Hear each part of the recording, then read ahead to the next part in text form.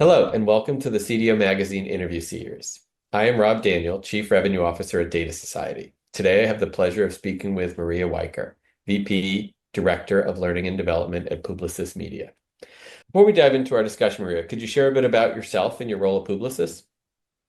Sure. And first of all, thank you so much for having me here today. Yes, I am the VP Director of Learning and Development for Publicis Media, and I cover learning initiatives for Publicis Media across the US. Great. Well, I look forward to our discussion today. So, first question for you. AI is impacting the way that we work and the future of work. How have you supported the upskilling of AI within your organization? Yeah, I would say, first of all, what a amazing time we are a part of. To be a part of this AI revolution is really just such a moment in time I'm proud to be a part of.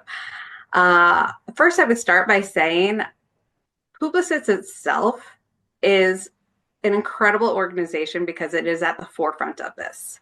So, in certain ways, there's not a lot that I have to do on my end, but I have to figure out how I add and bridge learning on my end. The organization already is at the forefront and is already pushing the envelope and from the global level, carrying out a whole bunch of training initiatives. They are training people on the fundamentals of AI. They actually have a series where they literally have people open up the tools and will spend an hour getting their hands on and teaching them what they're doing. They also have e-learnings that are going on. So a lot is going on already. So from my perspective, I have to figure out, is there anything else that we need? Is there more that we need to do?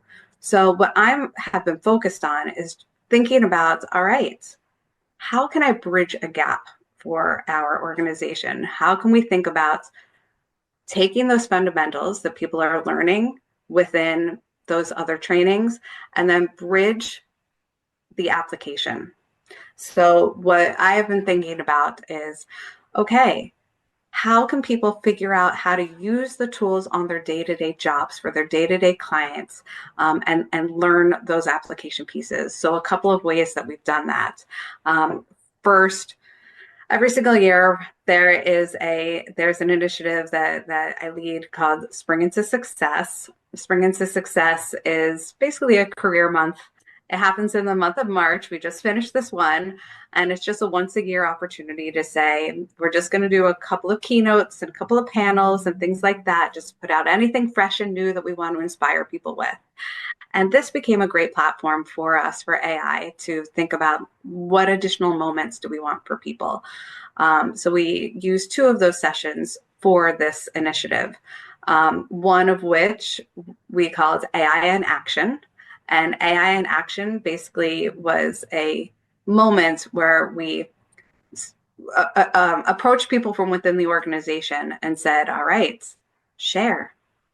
This is your opportunity as leaders in this space, people who are, there are some people who it's actually their role to be the innovations leads, but other people who are just in day-to-day teams who have been at the forefront of learning and applying, and really those early adopters, if you will, who have figured out, okay, this is how I'm going to use this on my business.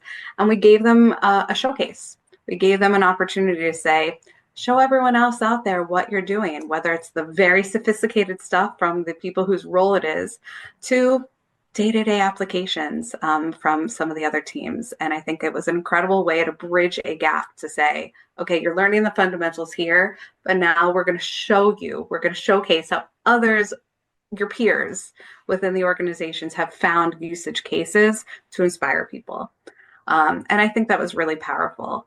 Another way, within the same series, we had another session called What's Next in AI. In that case, we pulled a leader from outside of the organization, leveraging the Edify team out there, and asked them, hey, we have all had our heads down figuring out the fundamentals, and we're working on that. We're getting that. But can you help lift our gaze further and just know what is on the horizon, what are we working towards. And they put together this incredible session for us of what is coming down the line for AI and going with agents and then super agents and beyond. And it was wild and enlightening to see what was happening. But it also really put into perspective, okay, hey everyone, we need to get on this part now because that stuff's coming. And having that perspective was inspiring, and really, I think got people to take action. Um, the last, another piece that I would highlight is just within our regular management and leadership program that's called Lion Leadership, looking for what additional learning opportunities can we have here. So in that case, we launched a class this year called Leveraging AI for Client Services.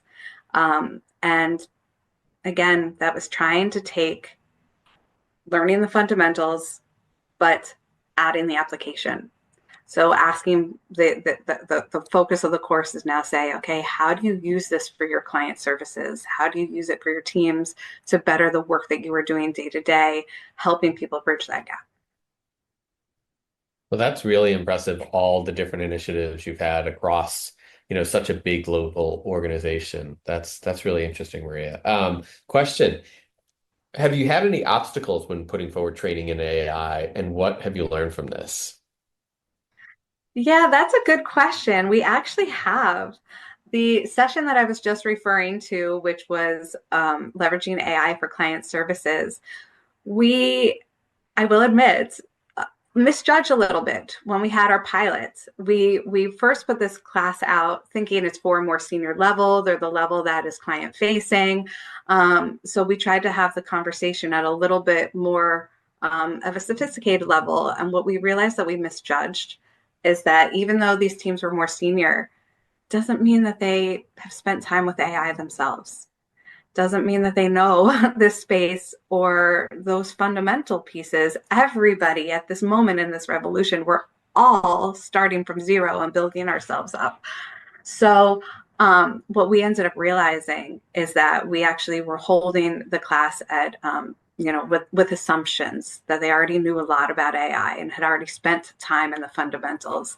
And we had to instead revisit it and reframe it, and instead spend time reviewing some of the fundamentals, knowing, of course, that it's being carried out more extensively in other places, but still acknowledging some of those fundamentals and then actually helping people get hands-on and using them, but not just to learn the fundamentals, but still using them to apply to this lens of client services.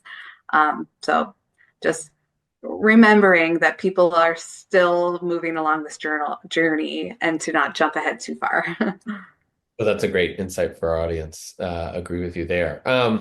So many people are concerned about AI replacing human jobs. How do you see AI and humans working together in the future of learning? Yeah, that has been a big concern and fear that people have had. I really love the quote that's out there from Scott Galloway about that AI will not replace our jobs. It is people who learn AI or who use AI that will.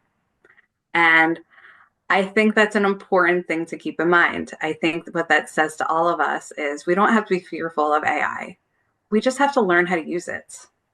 And so I think the important thing is just remembering to think of AI as an enhancement, as an enhancing tool for our roles and our jobs. So I don't think we have to worry about it replacing us, but I think we just have to think, what can we learn to help it be a tool for us, whether it be through efficiency or enhancing creativity, brainstorming, whatever functionality it is going to, we all have it as a way to help us out for us to be better. Right? 100% agree. And along that lines, do you have any advice for learning leaders promoting the use of AI within their organizations? Yeah, I would just say meet people where they're at. Um, there are people who are early adopters. There are people who are not. there are people who this is overwhelming. There are people who hear about this and maybe are a little scared or maybe are just, technologically not at the forefront. And I'd say, don't be afraid to be fundamental in your training. I think having trainings that are covering the basics and literally saying, hey, this might be your very first time in this tool. We're just going to open it up. We're just going to try a couple things out and start there. I think that's amazing. And, I will say that's not the work that my team directly has done. That's the work that's been done by the global team. And I love it. And the fact that they have that, I'm like, okay, that's where many people need to start. So I think not being afraid to be too basic in your training, because that's what some people need. And then also looking for those other moments that I was talking about of bridging the gaps, of saying, now let's showcase the people who have been running forward and really experimenting and doing a lot of amazing things. Expose them, share them, let the different people become inspired by other people who maybe are a couple steps ahead of them and say, okay, now I get it because I've seen their example. Now I have some other ideas of what I can do to start using it myself more. Leveraging both sides. Great. Well, thanks, Maria. This was a really interesting interview, and I think you gave some great insights for our audience. So thank you so much for joining us today. You're welcome. Thank you as well.